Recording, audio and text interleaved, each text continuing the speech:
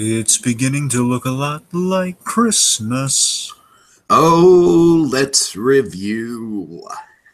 We'll analyze the scene Sounds holly jolly to me. before it's over. Let's begin. Bomb. Bum. Yes, that's right. Since the holiday season is upon us, we thought the way to celebrate and get into the spirit would be with some holiday reviews. 12 to be exact, decoratively divided into 4 categories for your Yuletide pleasure. So without further ado, silver up those bells, light the multicolored lights, and go out and build a snowman. And join us as we get into some seasonal shenanigans. And tonight we're unwrapping snow. You get all melty all over the place, but it's snow, darn it. God. I don't know. Can you send snow through the mail, Dragon? Well, technically, yes, you can, T. What you do is you send it in a cooler and you put maybe some ice in there. Oh, okay. Okay, that makes sense. Yeah. Okay, Dragon, this is a 2004 TV movie from ABC Family starring 2 of our favorite actors. Of course, I have in the video description, it's Reverse Flash versus Howard Hamlin. So Tom Cavanagh and Patrick Fabian. Dragon, I gotta say, those 2 actors are what I came here for, but my God, I stayed for the heart. This thing is, I know, love right? This thing. Yeah. This is fantastic. This might be one of my favorite Christmas movies. And Dragon, I will say, I actually do remember this airing on ABC Family. I do, because I remember the flying reindeer and everything. So I actually do kind of, I don't really remember sitting through it all the way. I think I was kind of like an impatient kid, but I do remember it being advertised. I remember the Tom Cavanagh of it all, kind of like the quirky reindeer man who needs to get the reindeer back, So, you want me to blow your mind here, T? Sure. Do you know that, bear in mind, technically a half an hour has passed, but a year, I'm sorry, I was trying to, literally on the same day, on December 13th, 2004, that's when this special aired. Oh, okay. Nice. Oh, and we're in the proximity of the anniversary. Wow, awesome. Yeah, roughly. Yeah, it's roughly been 10. Well, it's probably more than 10 years. No, it's been 13 years. Yeah, still, it's roughly. Okay, so yeah, Dragon, this was such a treat to watch. I watched this thing twice today. Yeah. And yeah, it's a joy. So let's break it down. You want to start with some background? Sure. There's really not a lot as Tiki is. I'm just going to be echoing Tiki said. Just, it was an ABC TV movie. It was part of the 25 Days of Christmas. The whole gimmick was like, hey, look, it's one of Santa's reindeer, but he escaped, but he can't fly. Where can he? Mm-hmm. It was part of the 25 Days of Christmas. And this is kind of and this is a very historic thing ABC has kind of been in practice for many years. They have all the notable Christmas specials as well as some unknowns. Basically, it's kind of ABC's excuse to do Hallmark holiday movies, but they kind of do it through 25 Days of Christmas, which is kind of cute. And again, I like that for me is the barometer of your TV movie. Get your ABC and get your Hallmark, especially the Hallmark. So this is kind of fun kind of capturing of that kind of holiday magic of the grand TV movie. The grand TV movie. Yes, and let's see. So I remember I just kind of happened upon this one day. It was just kind of serendipity because I was into the Flash, and I was just kind of watching. He's like, oh my God, is that who I think? That's Tom Cavanagh. I just kind of let it play as I was doing other stuff, and I did a double take. Oh my, this was probably during the first season of Better Call Saul. But I was like, oh my God. That's Patrick Fabian.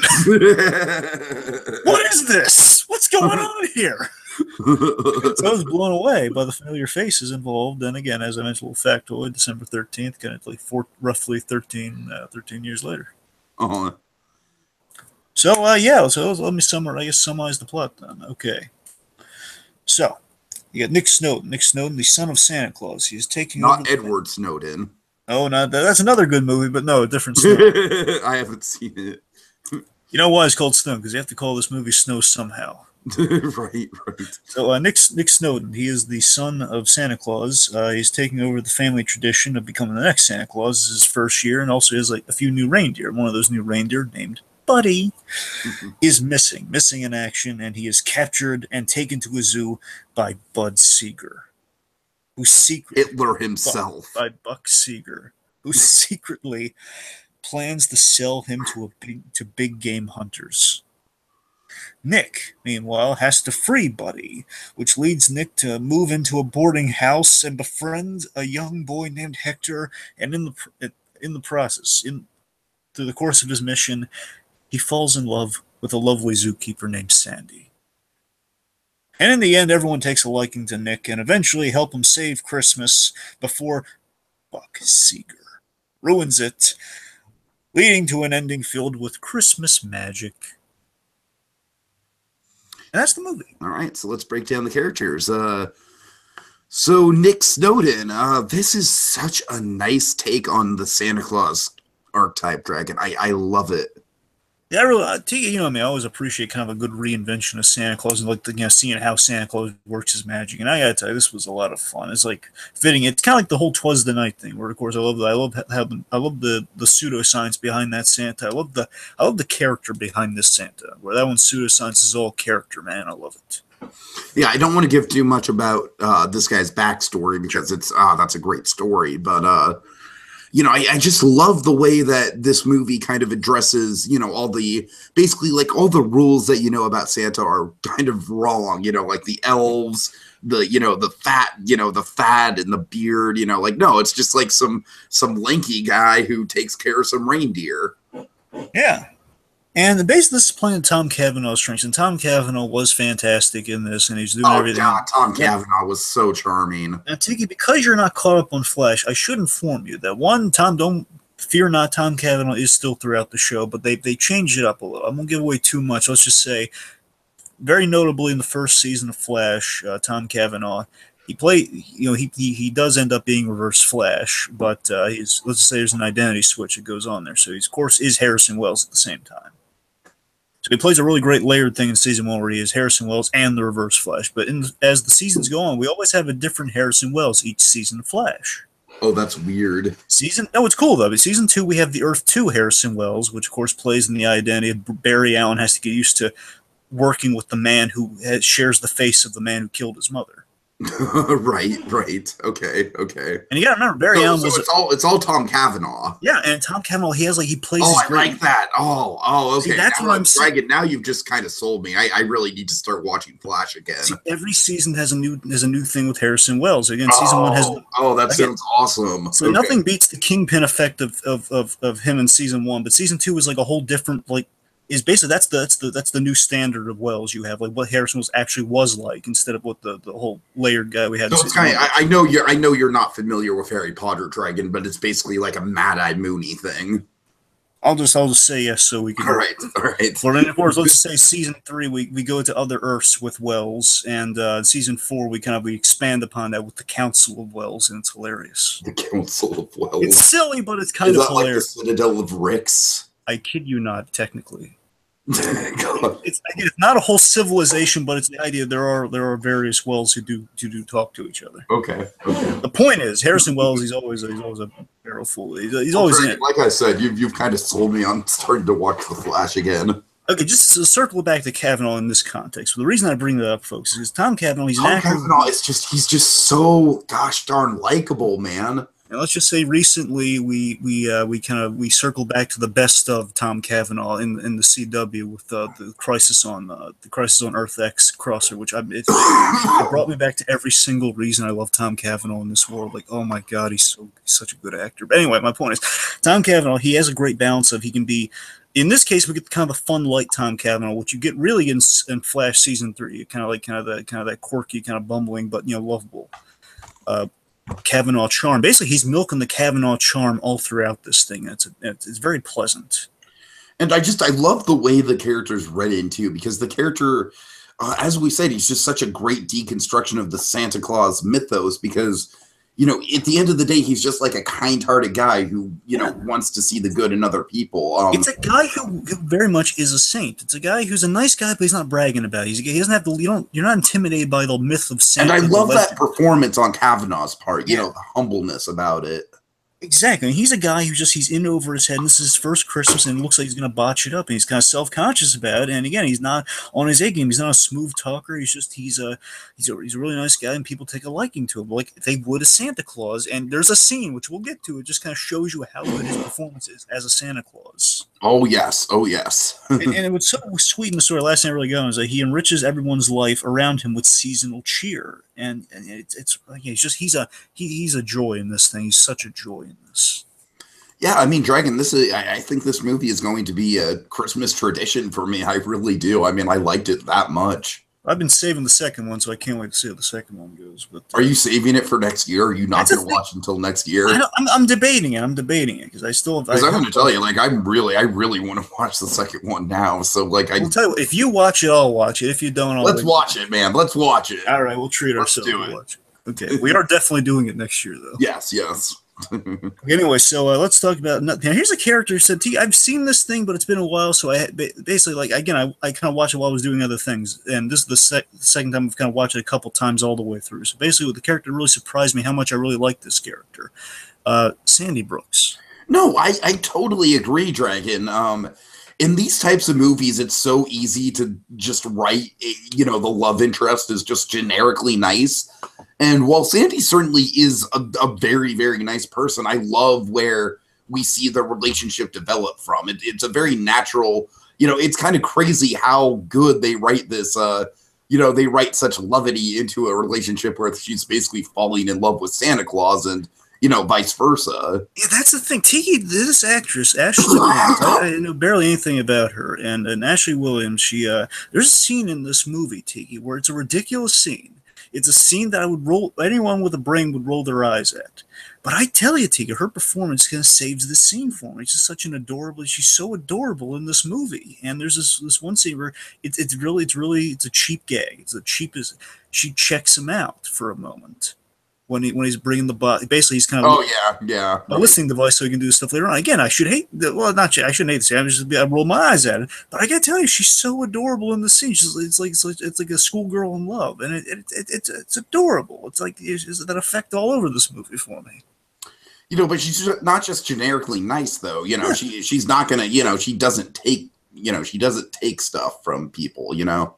Yeah, she's again like if her character we'll get to, you know, she's not giving them time of day. Mm-hmm. She's smart. That's the thing. She's smart. She's good with kids. She's rolling with things. You know, And I'd also just say, like, I related so much to her job because a lot of the stuff she did on the job, like not with the animals, but more with the you know, like the guest control. I can totally relate to from my experiences with the museum. That's the thing. I love this as like it's a really good introduction for her. You know, she's a kind zookeeper. She's not a showman by any stretch. So I mean, she's obviously not a real Santa Claus type personality. You know, she's not exactly she's not a joke teller. She's not fit for the Jungle Cruise by any stretch.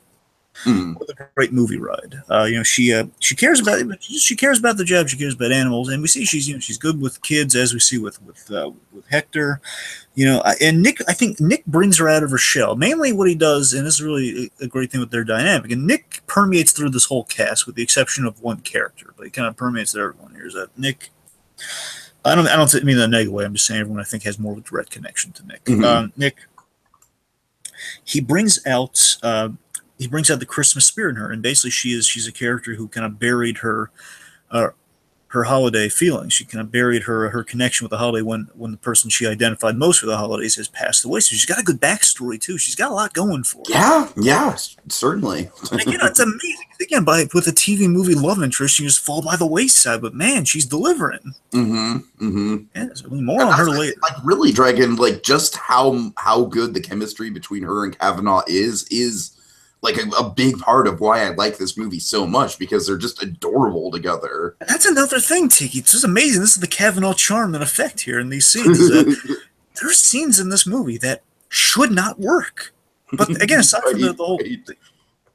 I mean, aside from the thing I was talking about with her, I mean, the car scene, they get in the car and he's fumbling, like he's just kind of there, waiting. He's just kind of awkwardly just kind of there. It's like, but no, there's... yeah, I agree. There's a charm there, and they're kind of, she likes it. She doesn't like tell him to get out or anything, but she kind of likes having him there, but they're doing all that without spelling it out, and it's great. Yeah, good stuff. All right, let's talk about Hector. All right, Dragon, I gotta say, Hector was like, he wasn't necessarily a problem, but he was kind of the weak link for me. Did you recognize Hector? Oh God, no! Oh Jesus! He's from two things that I partly I think. Oh, now I'm terrified. Two things that you've both seen. One thing well, anyway, oh God! He's by Bobby God. J. Thompson. Now, Bobby J. Thompson, he's like a weird spelling the first name, so I hope it's pronounced. He's not the kid from Brother Bear, is he? Brother Bear, no. Okay. He is the kid from Fred Claus. Oh, okay, yeah, that makes sense. Not only that, recognize him, yeah. This is the deeper cut, and this is the reason I always make fun of the kid for this. He's also the kid that Cartoon Network, the CN hedged their bets on with his career. He was the kid hosting the shows on the CN. He was the they gave him like Bobby's World, saying like a half-hearted talk show. Man, he interviewed people who mess around. It's just like Bobby says or something. It was something really stupid. I don't know. It was just, I was whenever I am not familiar with that, Dragon. So I always equate this kid with oh yeah, he was the kid that the CN hedged their bets on when that whole live action thing went down the tubes. The point, but no, again, that's just ridiculous how his career turned out. Regardless, the kid himself, he's not bad. He's fine. Yeah, I think some of his dialogue is a little much, like just how jive talking he is. Yeah, but he's kind of the sassy sidekick. He doesn't really kill it for me by any stretch. Yeah. No, I like him. Kill it for me either. I really like his relationship with his mother. I really like that. I do too. That was a strong point. And like you said, with with Nick himself, that was a fun dynamic. So yeah, really, it's I shouldn't even call him a weak point in the movie. It's just the kid himself, like. It's kind of like, it's kind of like the typical, like, there's going to be a couple annoying moments here and there of a little kid character like that, but it's nothing that, that kills the movie by any stretch. Like, here's what it is for me, Tiki. I feel with Hector, the introduction, basically for Hector, I think what I'm getting at, you might be also going to put out there, is that Hector in the beginning, it looks exactly like they're going down that path of, okay, he's going to be an annoying kid character. I think so, yeah. I think that's in his first scene in the car where he's kind of hitting on Sandy. Yes, yeah, Dragon, you're absolutely right. And yeah, as the movie goes on, they kind of lose steam on that and sort of, forget about that whole subplot. That's the thing, they kind of lose it really quick, and that's why I kind of like that. And the whole, No, Dragon, I'm actually glad you bring that up. Yeah, because you're right. That was kind of like the one issue I had with the kid. Because I like him as the straight man to Nick. I like him as the straight man to the bumbling Nick, because he's kind of like giving him pointers here and there. I mean, yeah, he's a nice kid. He is ambitious. It kind of reminded me of like an ABC not an ABC, Disney Channel original movie kid.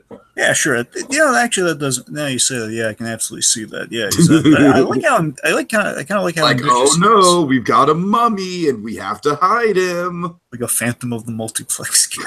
Yeah, exactly.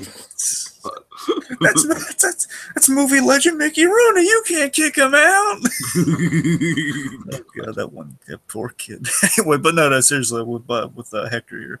Yeah, Hector, I like how ambitious he is, and he's kind of blackmailing Santa for extra gifts. But again, gifts for his mother though, which is kind of sweet. So. Mm-hmm. Okay, let's move on to the real star. Oh, man. Dragon, I wish he had more screen time. That's the only thing.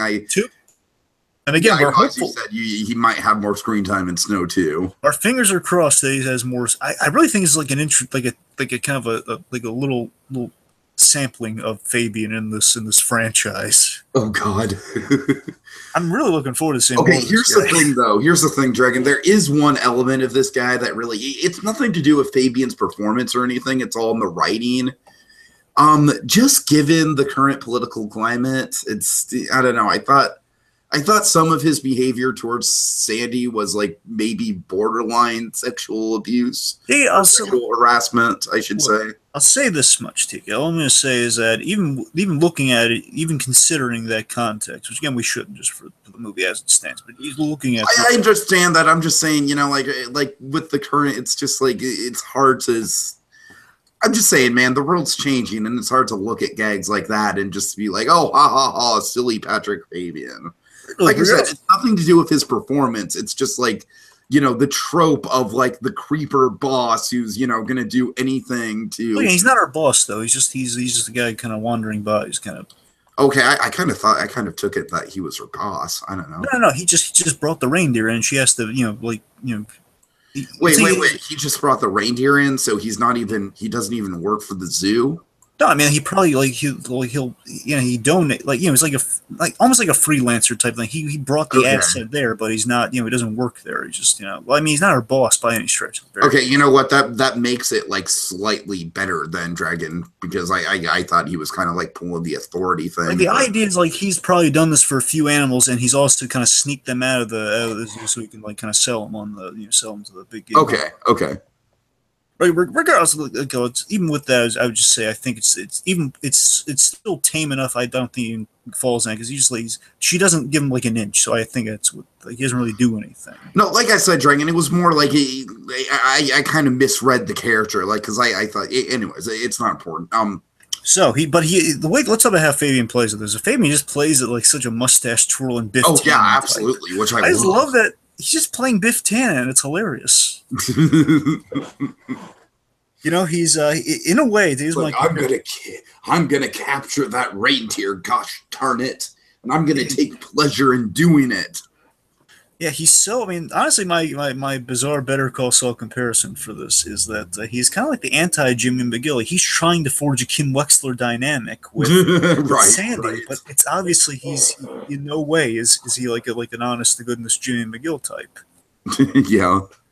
Yeah, it's kind of like a guy trying to strive for like that tight knit relationship, but he's I just love how oil and water this dynamic is, and that he's a hunter, she's a zookeeper. One's for protecting animals, one's for abusing animals. He's over the top, and he's the obsessed hunter, almost like a Looney Tunes villain at times. And again, it's not in a negative way. I'm just saying he's playing a little over the top. I just wish we had more of him so we could form more of an opinion on the guy. But I agree. Yeah, he's I like to think there. Like, give me an example. I love the scene where he's a bit of a shrewd businessman, because that's what I was really looking forward to. Like, okay, let's give him some action. Let's give him like a full scene. He doesn't really have a full scene. He just kind of like punctuates scenes. Right. Because he has that scene where he's negotiating with the guy, and again, he has the high ground, where he has like the big asses. Oh, I get it. You're strapped for cash around the holidays, and he's still being pretty shrewd. Like, yeah, give me more of that. But the movie's half over, so we don't have time for that.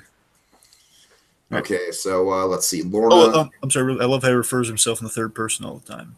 Yeah. You're going to see what Buck Seeger can do. All right, so Lorna, Chester. Yeah, sure. It's like the couple together. So they're the folks that run the boarding house.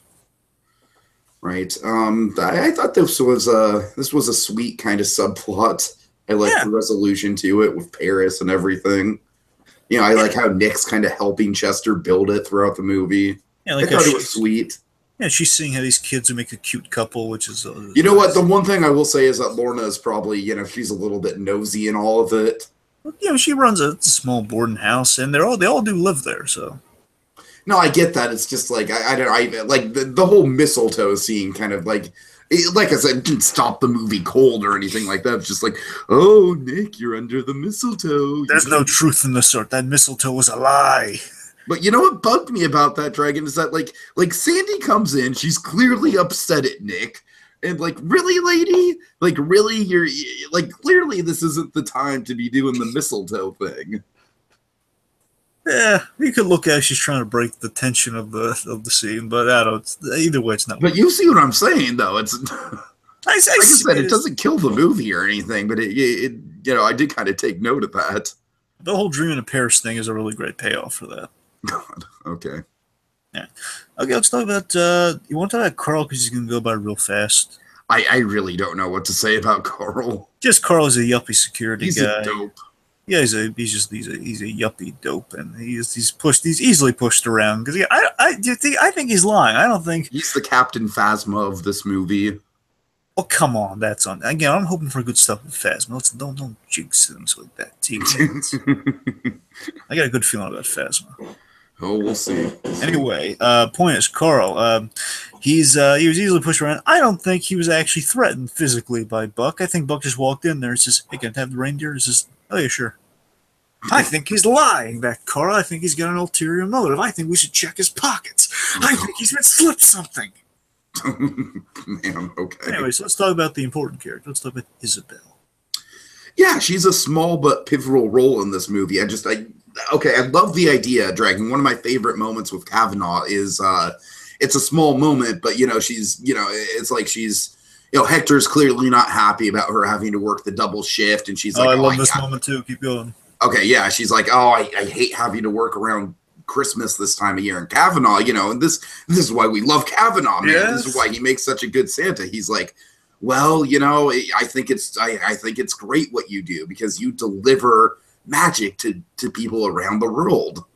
She kind of scoffs at this, but I think deep down she appreciates the compliment. Mm-hmm. It's like it's a really. I just love the whole "I work in delivery" too. I feel like Santa Claus having the utmost respect for the postal. Yeah, that's such a neat message there. I like it. It's a happy-go-lucky special. This whole movie is like very like pro postal service. You know what I mean? Well, I guess we've been really positive this. Let's start with the naughty here real quick. There's not a lot posters. I mean, like I said, the Hector wanting, being all defensive about Sandy at the beginning kind of rubbed me the wrong way, but it goes away so quick that it's not a big deal. I just have a plot hole here and there, kind of bugs me. Right, so I'm like in such a good mood about this thing. It's like the opposite of the last podcast we did. So these are things that don't kill the movie, but honestly, this is something that does kind of raise. It makes you. It's still in my head after watch. It's like, yeah, it's still kind of a. The mirror. There's the plot hole with the mirror.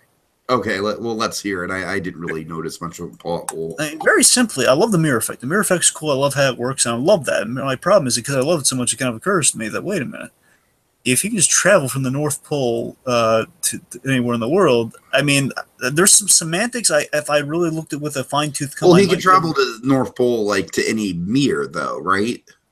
That's the thing. That's the question, Tiki. If he can travel, if he can only travel from a mirror to the North Pole, like a mirror he's been to, then I think that's fine. But I mean, I still wonder if does he even need the reindeer? If he can just, as Santa Claus is going to bring the bag. That's a good question. See, that's the thing. I was like so into the movie and the the holly jolly nature of it that I didn't even for a second think of that. But yeah, you raise a very good point. And again, I'm not saying that can't work. All I'm saying is they got to explain. That's a lingering fruit. Because I would like the pseudoscience might suggest that he activates it so he can just travel through a mirror, but he can't just. It's like teleporting through a wall. You'll know where you're going to end up if you go through any random mirror. It's like, you know what's funny though about that? Of course, Tom Cavanagh having played Reverse Flash, there was a villain, another Flash villain, the Mirror Master. Oh God! Oh, yeah. Literally does that every two. Like even in this movie, he's still connected to the Flash in some way. That is. Okay. I'll give it that. So at the end of the day, it's a question that could use some clarity. But if it's just he could just travel that, it's definitely a plot hole. Mm-hmm. That's something to consider. Let's see. Again, Fabian, he doesn't really get the shine, which is that's for our own personal. Yeah, we want more from him. But again, maybe who knows, sequel might give more to do. But I'm just saying, I love the ridiculousness that he's the thing that kind of appealed to me about both of these movies. I can't wait to see in the sequel is that just the fact that they bring back such kind of a one-note bad guy.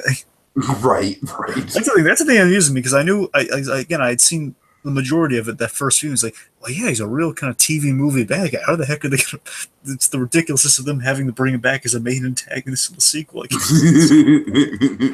it's so silly. It does very much. It's on a budget of a TV movie. I mean, some certain effects look better than others. I'll give them that. But it's kind of it's noticeably a TV movie. Honestly, I think the effects hold up pretty well for what it is. I'll give you that. So again, it's a midpoint there. So again, it's kind of on the line. It's not doesn't kill it. But again, none of these are like bad. Like none of these are real big problems. They're just like the plot hole's probably the biggest out of them. All right.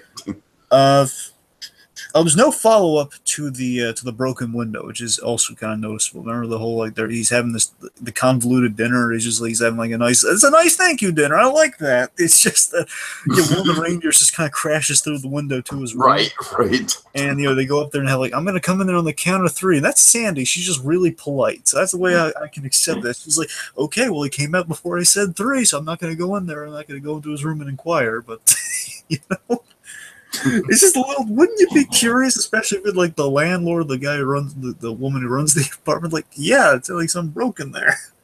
I don't know. It's just basically those contrivances here and there. It's like, again, make sure raising an eyebrow doesn't hurt the movie. So, okay, those are my naughties. So that's pretty good. Comparatively, it's pretty minor. Yep. All right. So yeah, so about the nice stuff. Any like general nice stuff we want to also kind of put in there? I mean, not too much the way we had already discussed. I just think this special in general is just, it's so like warm-hearted. Yeah, it's got a really likable cast. It's got a great Santa mythology, which we'll get into. Oh yeah, for sure. And here's the thing I really got to highlight. So I liked the plot simple, by the way. I liked the plot simple. Yeah, he has to get a reindeer back. Yeah. And there's, of course, that great earnestness and sincerity all coursing throughout its veins. But here's the thing I really got to highlight to you. Of course, you agree with me on this. There's a really good romance, and I was just surprised. I'm really pleasantly surprised at the Mrs. Claus twist. Basically, it's kind of the implication. I looked at the description. They might get. I don't know for certain. They might get married in the sequel. I don't know. Mm-hmm. Regardless, just the little twist at the very end is like, oh my god, yeah, it was. Maybe I wasn't there for the reindeer. It was there. It's like it's a Mrs. Claus story the whole time, and they pull at the last minute. I think it worked. I really liked that, and we'll get into reasons why. I really did too. And like I said, the romance in this movie is just such a it's such a pleasant part of this movie, and works so much better than really it has any right to. It's kind of like, and this might be a strange comparison. It's kind of like In a Million Ways to Die in the West. I'm mixed on the movie, but I love my favorite element of the movie is not the comedy, it's the romance in that movie. Yeah, you're right. That is a strange comparison. I'm just saying I like it's the relationship that kind of surprised me how much I liked it in that movie, and I'm surprised by how much I liked the romance in this movie. So, All right, so let's unwrap some moments here. All right, I guess I'll go first since I chronologically have the first one. Okie dokie. So I guess the first one, just very simple. I just love the introduction of Buck, And by the way, I love that they named a big game hunter Buck. Yeah, and also I love that he's basically he dresses like an amateur bullseye. He just has like a bullseye. Right. It's a great costume design. Oh, by the way, this is the costumes in general. The first scene that we see of Buck is just, like we build to him, Dragon. We build to him. We build to the Fabian. We see him off camera. We're just like, my God, who is this evil man who could shoot a reindeer? Oh my God, it's Howard Hamlin. I don't know. What he says? Just for our own personal amusement. That tickled my funny bone. What can I say? The line that they deleted is when he's saying 4, or he's saying, if he actually shot it, he would say hole in 1. Oh God. Oh man. That's the darker version they opted out of because, again, they didn't want to kill the thing. They just wanted the trinket, so. Okay, I love the moment with where Isabel is, they're using Isabel's, the company truck to deliver, or I'm sorry, to go after the reindeer, and, and she's just like, wait, hold on a second. This is just crazy. I'm going against company policy. No Isabella time. No more Isabella. She's frankly, she's kind of getting all sassy black woman on everyone, which I kind of love,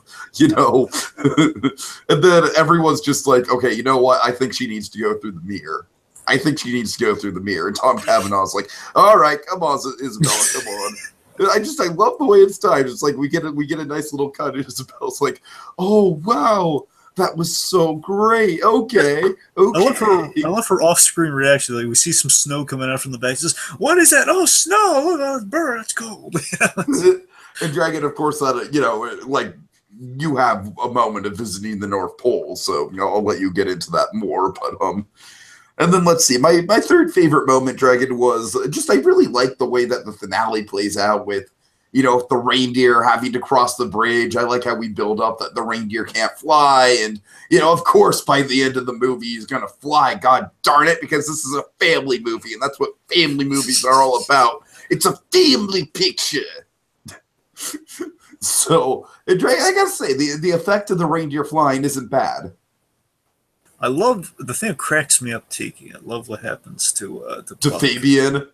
Yes, I love how it's so stupid, but it's like it shouldn't work, but it does because it's so silly. It's just like he stabs himself with the trading card. Basically, like an "oh darn it" motion. And he's angry, like he accidentally tranks himself with darts. Oh.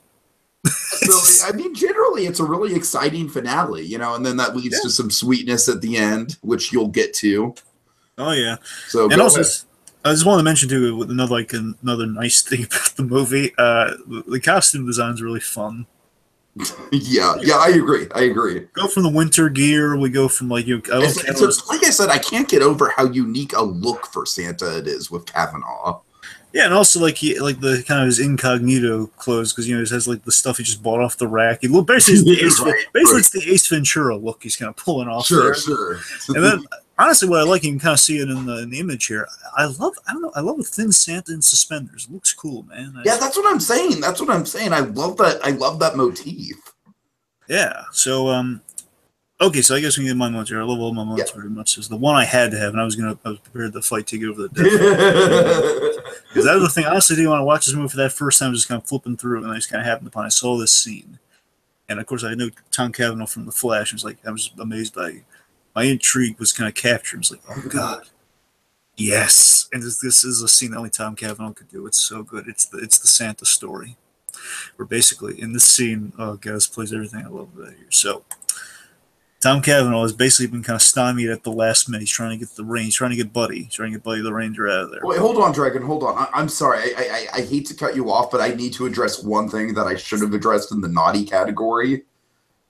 What? Remember that one random old woman who's like, you know, wanting to take a picture with the reindeer? Oh yeah, that lady. Yeah. Oh man, she was. And Dragon, it's funny because I've encountered like one or two people at the museum who were kind of like that.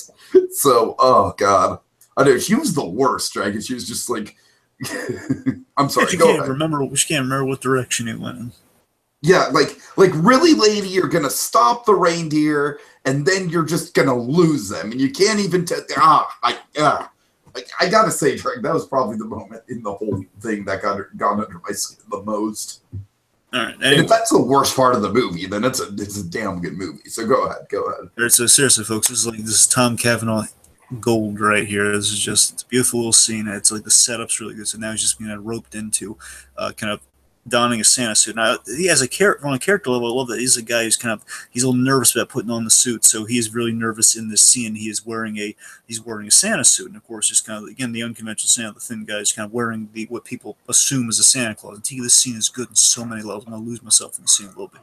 So I'm gonna go through it here. So it's amazing. It's and. I love that Sandy's in this scene. I love her reactions throughout this scene. And she's desperate. She needs the Santa Claus. She had to talk the other guy into, and the other guy canceled because of food poisoning. So now so now he dons the suit, and he's really nervous. And these kids are adorable in this scene, by the way. And I love a good a good heartfelt kind of guy in a Santa suit type scene. I always like those sorts of scenes in Christmas special. So he's there, he's nervous, he's in the suit, and they're saying, "Hi, Santa," and it's like, oh man, it's so cute. So far, it's getting so cute. And then what he does is, it's kind of random, but I don't care. It's like, we don't care. It's whimsical, darn it.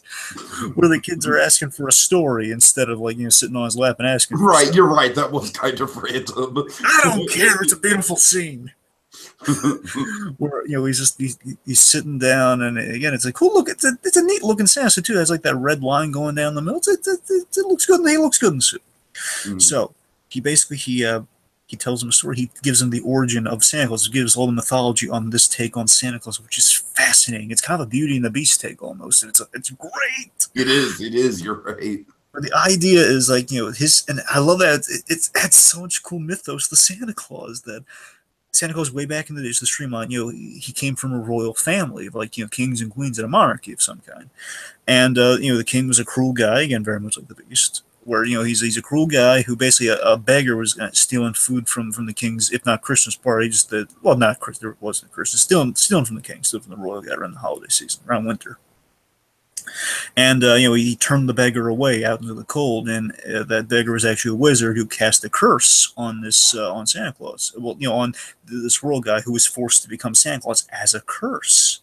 And he would be compelled a year. He would disappear, and the only time he'd come back was around Christmas time.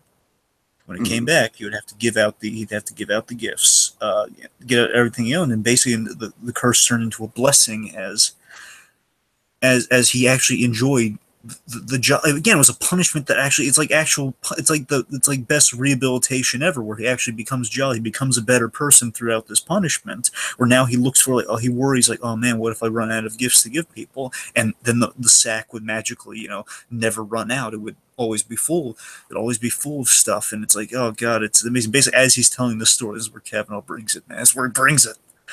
Cavanagh, I love that he removes the beard, basically showing these kids no, Santa Claus doesn't need to have a beard. Again, it's visually, it's like a little detail like that. Again, I agree. That was a great subtle moment. Yeah, it's like two things in this scene are so great. You have that subtle moment that's basically communicating. Again, ordinarily this movie has so much subtlety to it, Dragon. Tiki, ordinarily, the trope that we've been so familiarized with. I love how this movie subverts tropes. It's another positive thing I forgot to mention. The movie subverts some tropes there, the annoying kid character and everything. We subvert all that. So here, it's like the whole hey, Santa Claus without a beard, that ain't a Santa Claus. That's a regular guy. But no, he has him so locked into the story as well as Sandy.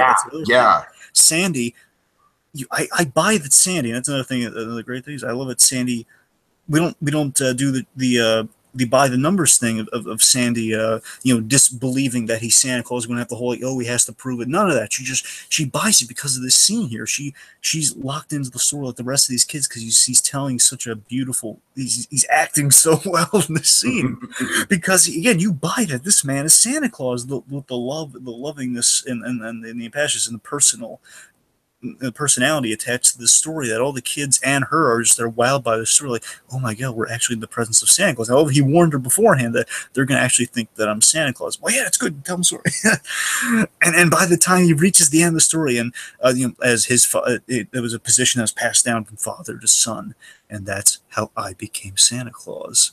And then, of course, the Hector's signaling to get out of there, and again he turns back to that nervous Nelly sort of character, just okay, Santa's gotta go, and he leaves. He just quickly leaves, and they're all say bye, Santa. Again, they just had the room so much. Oh my god, it's amazing. That's my favorite scene in this whole thing. Oh my god, I love that scene. All right, beyond that briefer, I love. Honestly, it's all the Sandy and Nick stuff that really has me in this thing. Fabian was fun, but again, it's all the Sandy and Nick stuff here. I love where he shows Sandy the workshop. He takes Sandy again. I love that he didn't need to prove it to Sandy, but he did anyway, and that's kind of clinched it for her. She would have believed it anyway. Well, also they had to go to the workshop to escape from a situation. It wasn't a forced scene at all. It just happened that way. I really appreciate that. We're not doing any of the dumb conventional stuff oh, now she believes. Okay, man, she was in it, man. Right. He's showing her his workshop, which is a cool place, and get some more world building of the North Pole here. The idea is he builds one of every toy, and the bag is a copier. I love how the bag's a copier, man. That makes so much sense, and it cuts down the workload. And that's why, as he mentions, he doesn't eat elves, all the elves, the beer, the whole. I love how he's basically breaking down, basically all the Santa stuff. Nah, lies. It's great. again, now that we reached the last moment I got would have to be, and briefly, I love the whole Biff Tannen threat that Fabian lays out there. Basically, the whole, hey, you're not making a move, my girl. Basically, we get all the ridiculous kind of Fabian marks of this character. He calls all the reindeer Meatloaf. I love how he nicknames it Meatloaf. He nicknames it Meatloaf, and there's this little kind of over-the-top bully moment that he does after he threatens, hey, I'll feed you to the polar bears, which is a psychotic okay, make a move, my girl, I'm going to feed you. And he says it so nicely, too. That's the thing. He's not being real menacing about it. He's just being real petty about it. He's or I'll feed you to the polar bears. And then as he leaves, and this is unnecessary, but fun unnecessary, where he's about to leave and says, what the heck? He's just shrugging it off, and he punches him in the stomach. And he leaves. It sounds so malicious, but he's just so petty. Anyway, so the scene that is the sweetness here, man. Oh my God, it's a beautiful scene here. We end this. I think the ending of this thing's perfect. Ending where it would read as convoluted, but there's so much holiday magic here. Why didn't you just say yes the first time? She says no. It is a big ass though, so I kind of get it. She says she turns him down and going to the North Pole, and then eventually Nick he revisits after delivering the gifts on Christmas Day, which is surprising because he couldn't stay away from her. And they kiss. It's really nice. And again, they're admitting, oh yeah, they don't, they love each other, and I buy it, man. I don't care if it's like. Oh, I totally buy it too. I buy their chemistry. I buy the whole thing. So then we have this thing where she gets in the sleigh, they leave, and we also have like an I don't care moment. Like technically, the other occupants didn't know it was Santa Claus, but who cares? So they ride off, and this is the sweet thing here, where he, as I kind of alluded to earlier, where he points out. She says, wait, if you can pull a miracle any time, why don't you just do that to get the reindeer back? She says, you know what? I don't think I was actually. It's just there's that little twist there. Yeah, I love the twist. It's such a great last minute twist. It's like the most heartwarming M. Night Shyamalan moment ever. It's like a Frank Capra moment almost. It feels very Capra-esque. It's like kind of like that whole like, hey, here's the magic of the holiday season. We're out of here. Where he says, I don't think I was there for Buddy. I think I might have been there for you. And then there's this it's a cheap gag, but it's so cute. Where he says, again, it implies marriage. I've been listening to this podcast, because being Santa implies time travel ability. So I was able to time travel to, I don't know, about 2015 era YouTube. And I've been listening to this podcast. And, I got to tell you, there's this new kid they recruited, and this kid's going places. And Sandy, I want to give you his namesake, all right? Because I respect this kid that much. Can I call you Sandy Claus? Oh, you're pissed.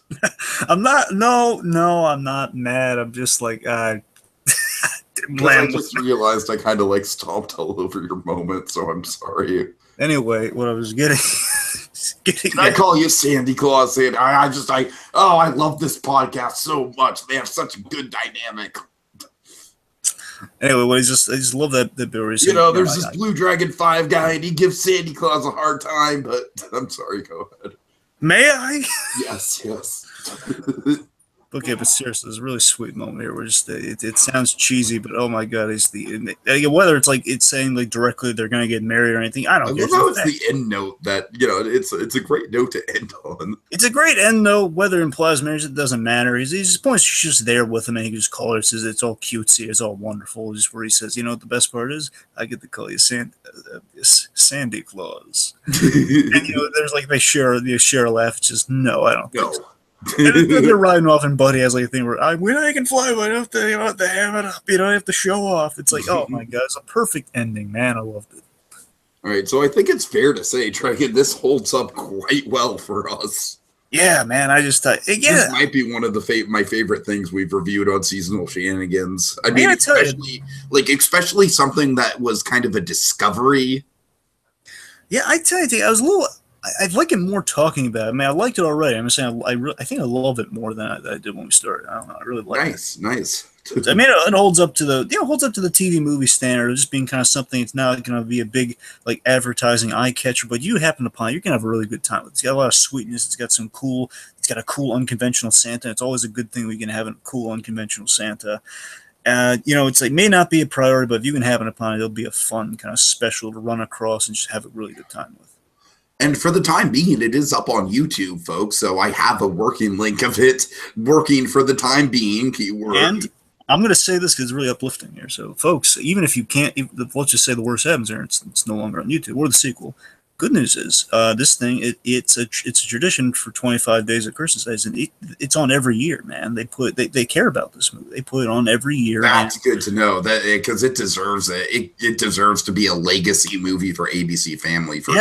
It's an ABC. It's one of their because they have to have 25 in the can at all times. And of course, they might shift a few things if new movies come out, but at the same time, they got to keep like a regular kind of lineup there. So this is always there, and even beyond that, it'll always be it comes on freeform. So basically, you could watch it on demand if it doesn't air. So you can watch it way before Christmas. Oh, nice.